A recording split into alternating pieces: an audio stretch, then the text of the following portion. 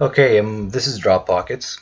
In my last video, I talked about tanking as a Dragon Knight, and here's some gameplay of me tanking as a Dragon Knight.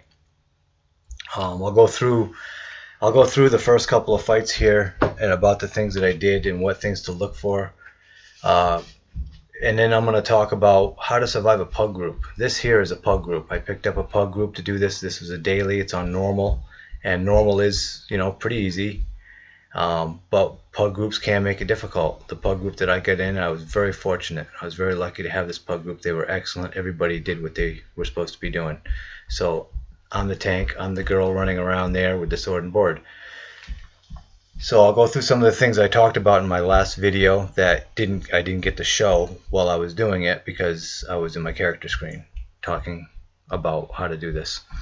So when we get done with this fight here, which is going to be over very shortly, some of the cues that you're going to want to look for are my molten armor. When I turn into this lava-looking rock thing, I'm popping molten armor. When you see the claws coming out of the ground, that is burning talons, right? You're not going to see green dragon's blood. I don't know what that cue looks like. And then you're going to see my igneous shield, which is always up before every fight. So what I do is I try to keep the group moving here. I'm moving from one fight to the next as quickly as I can.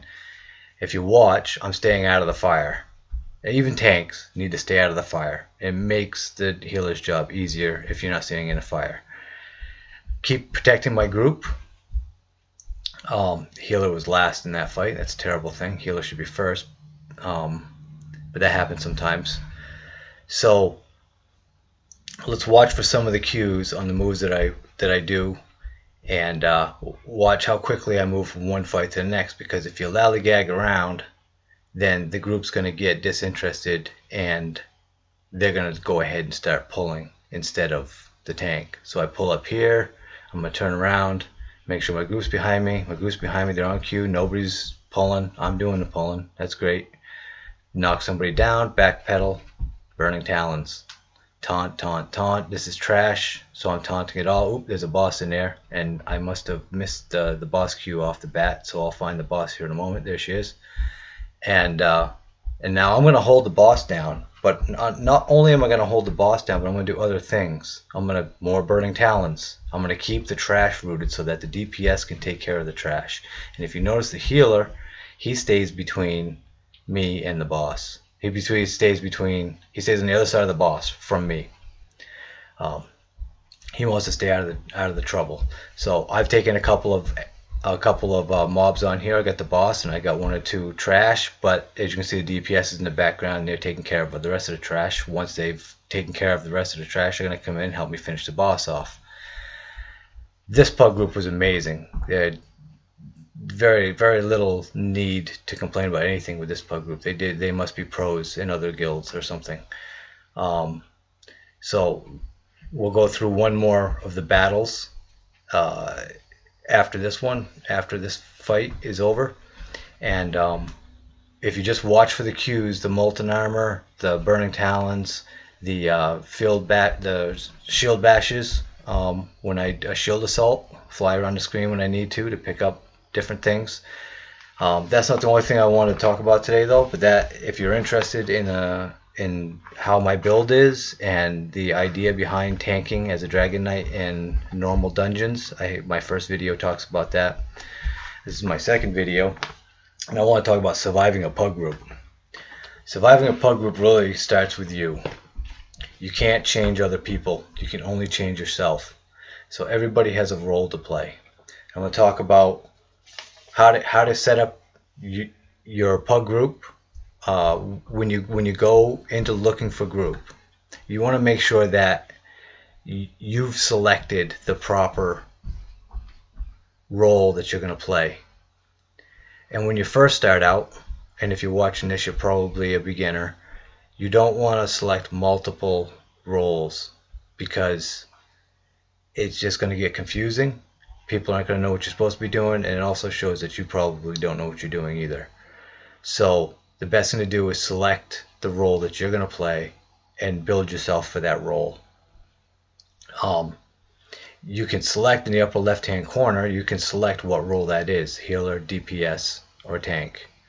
So start out by selecting one role. When you get more advanced in the game and you feel you can cover more than one base, then by all means go ahead and give that a try. But I always select just one. I'm a tank, I want to lead, I'm pushing the group, that's what I do. Communication is a big key, even in PUGs. Now remember, if you're playing on a console, there's a lot of kids that play on console. Maybe they're not allowed to have mics. Maybe they're not allowed to communicate with everybody. You know, they have parents. I'm a parent. Not everybody can do that. Be courteous. Try not to get ticked off at people, because you lose players, then you got to try to find another one. Try to talk to people with respect, and you'll get a lot more out of them than you will by acting like a jerk. So let's see here. So when I say that you should pick a role and stick to it, I'm not saying that if you're DPS you shouldn't help out with healing when need be. Sometimes you need to help out with healing. And if you're a DPS and somebody you need to pick up a mob and you need to off tank, well then you pick up a mob and you off tank. Same with healers. You need to step up to healing, then you step up to healing. Doesn't mean you just sit around with nothing to do, you know, because that's my role. You want to help out as much as possible. So I'm going to talk about the things that make a class, a role. Your role as a tank, your role as a healer, and your role as a damage dealer. They're all pretty similar. So my idea of a real basic 1-bar setup for all classes is real simple. This is what you need. You need your main ability, a heal, a taunt, or a spammable damage. That's got to be one of your slots. Okay. The other slot would be a buff or a debuff. Every class has got them. You got to have one on your bar. You're working as a group. If you want to solo play, set up your back bar for solo play. Set up your front bar for group play.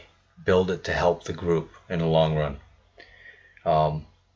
You want your food and potions. You want a movement ability on your bar. Food and potions don't go on your bar. I stepped out of turn. You want movement ability on your bar, and a CC is good. I mean, every class should have these things. CC, buff or debuff, your main ability. DPS should have a finisher. Healers should have some sort of purge. And tanks definitely need some kind of movement ability. So cover those bases on your bar.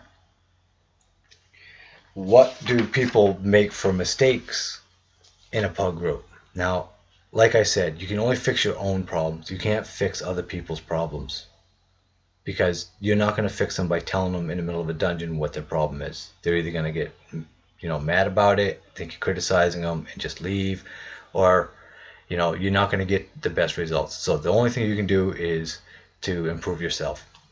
So these are some things that tanks need to think about improving on when they start out in PUG groups. And this is easy mode. This is normal mode, I should say.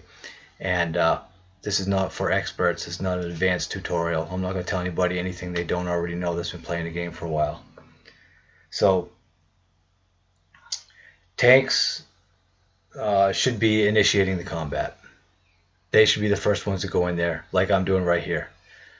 I'm looking, it's a big pull. I tell the group it's a big pull. They come up, they stop right behind me. Nobody's getting ahead of me, nobody's pulling. I'm the first one in there. All the mobs see me. Look, one started to take off towards a pet, but that's okay. I rolled over, I picked them up, burning talent, lock them down. Okay, that's how you initiate a fight. You want to have control of the mobs. You want to lock them down so the DPS can burn them down and they don't get in the healer's hair. The next thing you want to think about is you can't taunt too much on trash. Taunt is a good spammable, puncture I should say, is a good spammable attack. It does good damage.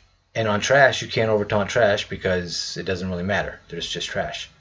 So when there's a boss, that's a different story. So when there's a boss, you can over taunt. So keep your taunts down to 2 taunts in 10 seconds. Try to keep 1 taunt every 7 seconds if you can. If you do too much more than that, you're going to lose the boss. So that's important. And we'll get to a boss fight here in a minute so we can see that. Self-healing is something I do a lot. Every time you see my molten armor, I'm self-healing. I green dragon's blood up, I'm self-healing. And if you notice, I try to keep the shields up, the igneous shield up as much as possible, especially before every fight. Everybody gets a buff, boom, go in, shield bash, root. ABCs. Mob slips by me, I try to taunt him, pick him up, pick him up, get back to the main group, burn him, tie him down again. That's how I like to do it. Don't ever stand in the fire. If you find yourself in the fire, get out of it. Even if you're a tank, you shouldn't be standing in the fire. Don't expect the healer to heal you through the fire. Red dot AoEs, I call it fire, whatever. Turn the boss away from the group. When we get to a boss fight, you'll see that I try to turn main bosses away from the group. Keep that conal damage away from the group. Some things the healers need to think about is positioning. You want to, as a healer, you want to place yourself so that you're on the other side of the boss. You want the tank away from you, then the boss is between you, and the healer is away from you, away from the boss. And here comes the boss fight. After we pull the trash here, I imagine we pick up the boss. So you'll see that I'm the furthest away, then the boss will be in the middle, and then the healer will be behind me. The communication, in my opinion, should come mostly from the healer. DPS is out of range, tanks not paying attention to his health bar, healer needs to be calling this stuff out. Healer needs to say, get out of the fire. You know, I was in a fire there for a second. Maybe the healer yelled at me. I don't know. But you roll out of that fire. Get out of the fire. Purge is probably one of the most underrated abilities in the game. It's one of the most important abilities in the game. You probably see, I don't know if you see that pop up much in this. It was a PUG group. I don't know if he's purging or not. I wasn't paying attention to that. But you should try to purge as much as possible. It's hard for me to tell if I've got a debuff on. It also puts out the fire if I'm on fire running around. So purge. Don't be a paper healer. If you've heard of the paper cannon, you know, the glass cannon. Don't be the glass healer. Be able to survive. Sometimes things are going to get on you. You need to be able to survive. Some things that'll make DPS better. Use AoEs. Make sure you have an AoE on your bar, because when I'm rooting stuff down, I try to get it in a nice little clump. You can burn it down with AoEs. They look like they don't do a lot of damage, but they do a lot of damage to multiple enemies, which is important. Don't go off in the shadows before a fight. Don't take off and think, well, you know, I'm going to sneak over here in the dark and get my snipe off or my sneak attack and do big damage, because your one big damage isn't going to make any difference in the long run to anything. So this is me on the back side of the boss. The healer's on the other side of the boss. And the DPS is doing what the DPS does best, and that's tearing stuff up. So the DPS, yeah, before the boss fight, before a boss fight or a pull, you want to be with the group. You want to be getting those pre-fight buffs. You want to protect your healer. You should be keeping an eye on the healer as much as the tank. Make sure that healer doesn't get in trouble. You don't want to be kiting. If you're kiting one mob and you're running down the hallway backwards because you're being pushed around by one mob, you're doing it wrong. Bring that mob back to the tank. Don't run away with the mob because you can't get heals. The healer's healing the tank. He's got an AoE heal. He can't reach you. So you don't want to be running away.